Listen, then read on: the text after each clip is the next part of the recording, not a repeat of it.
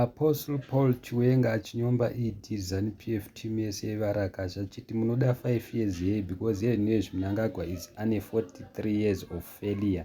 Takakupai machances mangani titre musha. Hi guys, welcome to TFA Files TV. If you are new to this channel, please subscribe. But if you are a returning subscriber, welcome back. Tera munzo zvachitaurwa nachiwenga pakaipa. Mnangagwa is 43 years of record of failure. Why should people promise, trust him with new 5 years, a new 5-year term? What is he going to change in 5 years that he didn't change in the past 43 years? Why can't he go to parliament to answer questions from opposition members? What kind of a leader is he? What kind of democracy is that? People put you into office, and then from the day you are put into office, you don't want to answer questions from those people. You come back to them asking for a new re-election. What kind of leadership is that? Why are African presidents afraid to be questioned by the parliament? Why?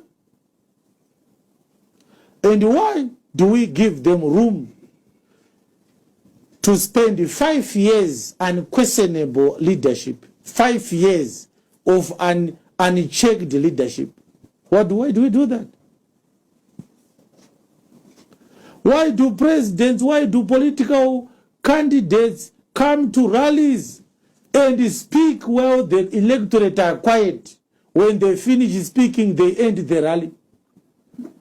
Why don't they give those electorate a chance to ask them questions?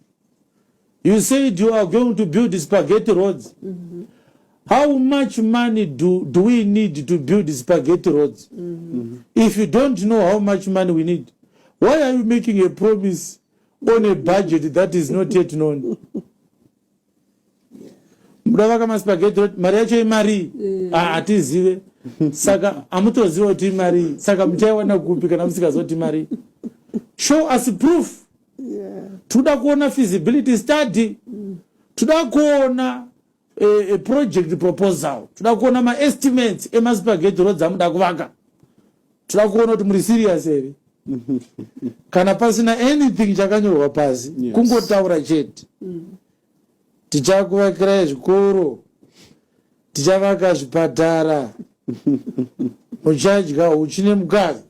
Kwakutoti kusvika munhu atsemura rogwe achijambira spaghetti road pasina evidence kana tukununu zvayo inoratidza kuti munhu uyu akatombobvunzawo kuti 100 meters dzespaghetti road dzeproper road dzinoita mari kugadzira. Kungotaura chete akautoreta x. No, we are fanatics. Yes. We are not yet serious about our future. Yes.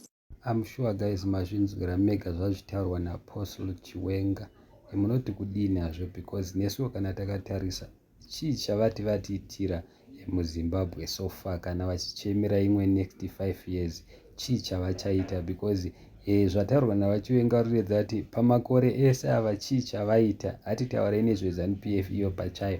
What has it done so far? Chinhu chatinoziva ndechekuti vari kuba mari dzevanhu, vana sewekinedi easy kutengera vanhu mota nemari dzedu isusu mataxpayers muZimbabwe. Mota vanhu vachona vagara vari vanhu vanoafforda. It's not like as if vari kupa vanhu vanotambura, vari kupa vanhu vagara vaine mari dzavo. Chii chakadaro guys chinenge ngozi. Handizivi guys, mukatarisa lot of things zviri kuitika muZimbabwe. Corruption yakawandisa, vanhu vari kutokonzeresa corruption yacho ndo Zanupf. Thank you so much guys, don't forget to subscribe.